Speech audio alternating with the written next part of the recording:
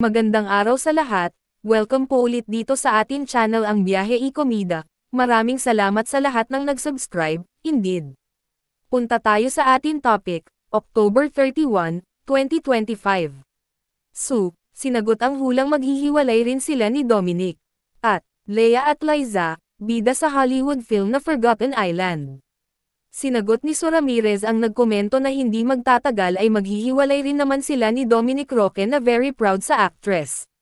Post kasi ni Dominic, I just wanna say how proud I am of this person that I love, galing-galing mo, babe.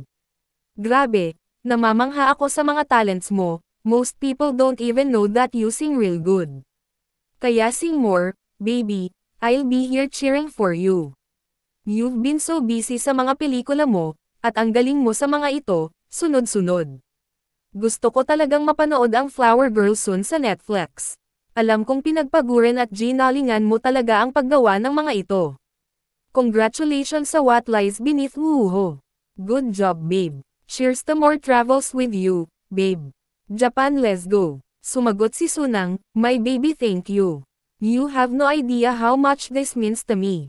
You make everything feel even more special. So lucky to have you.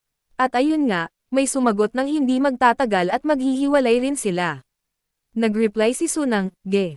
Later on ay limited na ang nakakapag-comment sa nasabing post ni Dominic. Lea at Liza, bida sa Hollywood film na Forgotten Island.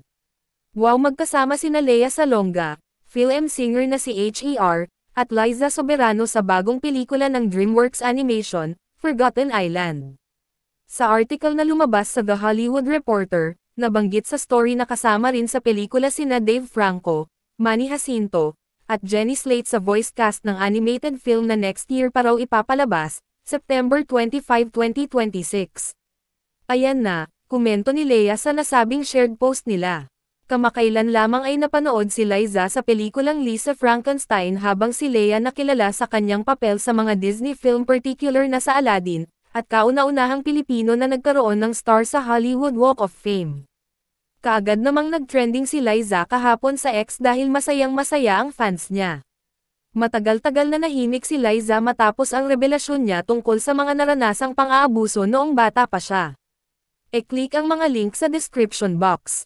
At yan ang ating latest showbiz chika update for today. Huwag kalimutan mag-subscribe, click the notification bell for more showbiz chika updates. Like and share the video at suportahan po ang ating Facebook page. Maraming salamat sa lahat ng nag-subscribe indeed. Magandang buhay sa lahat, adios.